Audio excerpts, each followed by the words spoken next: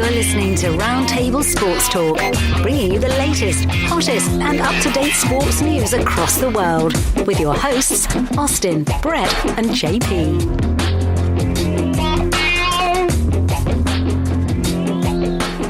Welcome back, everyone. I am your host, Brett. You're tuning into Roundtable Sports Talk, where we cover every major sport, all the recent news. You can subscribe and follow us on Apple Podcasts, Google Play, TuneIn Radio, iHeartRadio, Spreaker, and we are streaming live every day, 7 p.m., 9 p.m. on the Leap Sports Network, Monday through Sunday. So, today's show. Boston and Cleveland are renegotiating their trade deal. Cleveland has halted this deal because of Isaiah Thomas's hip and clearing his physical. Some people think Isaiah Thomas is fine. Some people think Isaiah Thomas is not healthy and could hurt Cleveland in this trade deal. But on the other hand, Cleveland also got what was crucial, Jay Crowder, which is an all-around good player. He averaged 14 points a game, a little over 2 assists, and close to 6 rebounds, and his efficiency rating last year was 15. So he is a good bench role player. He's a real good fit in Cleveland. Cleveland also got a first-round unprotected draft pick, which Boston gave them in that trade deal from Brooklyn. So that is also crucial. So they ended up getting a lot in this trade deal, along with a staggered Isaiah Thomas. According to Isaiah Thomas, he is not damaged. He believes that his hip is not a problem and will not prohibit him further in the season, which he can help them compete for another title. Both teams have till Wednesday, August 30th to finalize this deal, whether it be Cleveland getting compensation or more players, or they just leave it alone. They can extend this deadline if they want to test Isaiah Thomas more or sweeten the deal, or they can go the route of vetoing the trade and all players just go back to where they came from. So where do they go from here? Let us know. Hit us up on Twitter at RT_Sports Talk. Hit us up on Facebook. Shoot us an email at roundtablesportstalkshow@gmail.com. Go on our website. Anything. Let us know what you think about this. My take on it is, I think if they veto this trade, that's going to spark up really bad news, which you're going to see a lot of negativity from everyone around the world, which I don't believe they should veto this trade. I think Cleveland got the good end of the deal. They got a real good swing player, like I said, Jay Crowder. Once Isaiah Thomas is healthy, I think he could be a real good asset to the team. I think this upcoming 2018 first-round draft pick is going to be even sweeter of the deal when they land a decent player in the draft. On the other hand, Boston can do either two things. They could keep Kyrie, which Kyrie could be a good asset to this team. He averaged 25.2 points per game last season, a little under 6 assists, and a little over about 3.5 rebounds, and his efficiency rating was 23.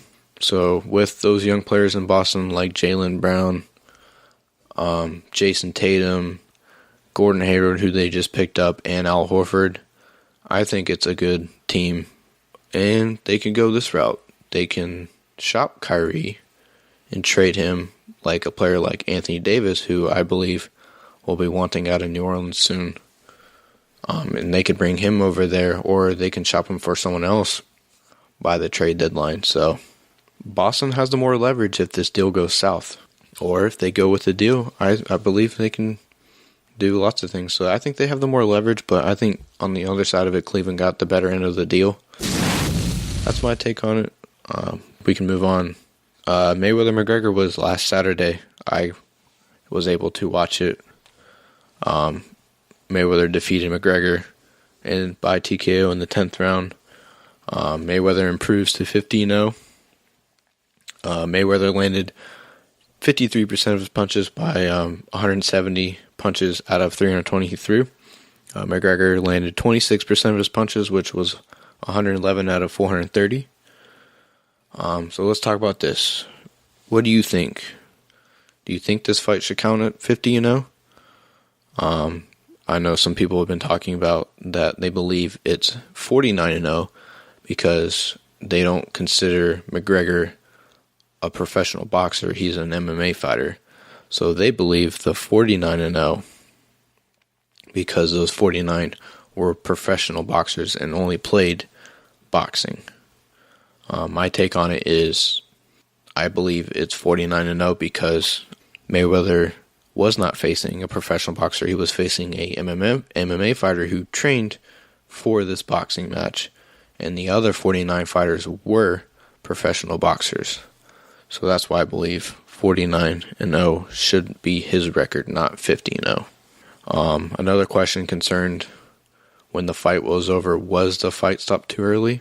No, the fight was stopped at a good point because if McGregor kept going, he would end up getting knocked out and could possibly gotten hurt because roughly around in the 8th or 9th round, he was taking some pretty heavy shots from Mayweather.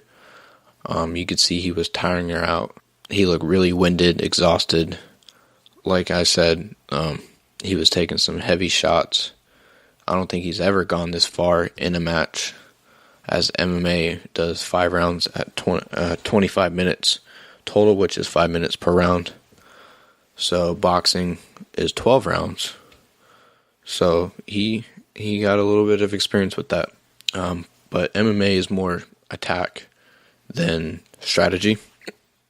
You take in a lot of consideration in an MMA fight, whether it's takedowns, submissions, and punches out all at the same time. So you have to have get the all-around effect in an MMA fight, whether boxing is, strictly only punches, no takedowns or nothing like that. As we saw, McGregor was throwing shots at the back of the head while on the ropes, which is illegal in boxing. You can't do that. So other questions around this was, will we see more crossover fights? Do you see more boxers either going to the MMA ring or vice versa, MMA fighters going to do a boxing match? I believe you won't see that at all. I think this was like a one-time thing. As you saw, the hype of this fight was to the max, and I think it was really strategized pretty good. Another, will there be a sequel? I believe if Mayweather was offered another close to $300 million guaranteed, and McGregor wanted to as well, as if McGregor was offered roughly about $100 million, I think you could see another sequel. Some people think Mayweather's done, which he should be. I mean, he's 40 years old. I don't think he could go another fight like that. So, moving on, let's talk some NFL. Within last week, since we released another show, Julian Edelman was ruled out of the season with a ACL tear in his right knee, which is a big loss for Tom Brady. He's one of Tom Brady's trusted wide receivers, along with Gronk and other players. Now, Julian Edelman had 98 receptions on 158 targets, caught in over 1,106 yards, caught 3 TDs. So you think about it, that's a big loss for New England. But New England this offseason picked up Brandon Cooks, who could possibly fill that role. They also have Chris Hogan, Malcolm Mitchell, and Danny Amendola can pick up those extra targets that you would see that would normally go to Julian Edelman, along with Gronk and all that. So, what are your thoughts on who could fill that role? Hit us up, Roundtable Sports Talk on Twitter, Facebook, and all that. Other recent news, Blake Bortles named starting quarterback for the Jags, which I live here in St. Augustine, so Jacksonville is my local football team. I believe Blake Bortles did not deserve the starting quarterback job. I believe two things, either Brandon Allen or Chad Henne could have took that starting spot, because I think Blake Bortles looked horrendous in training camp, and he had an interception or two in the preseason. And from last season, to me, he looked horrible. So I don't know why they're still sticking with him. On the other hand, if they could not decide between Chad Henne or Brandon Allen, I believe they could have picked up Colin Kaepernick. I know Shad Khan said that if his football advisors told him they needed to go out and get a quarterback, I believe he would have signed off on that Colin Kaepernick deal. So you let me know, any Jags fans out there, do you believe that Blake Bortles deserved this? I think not. I think we all agree on the same thing.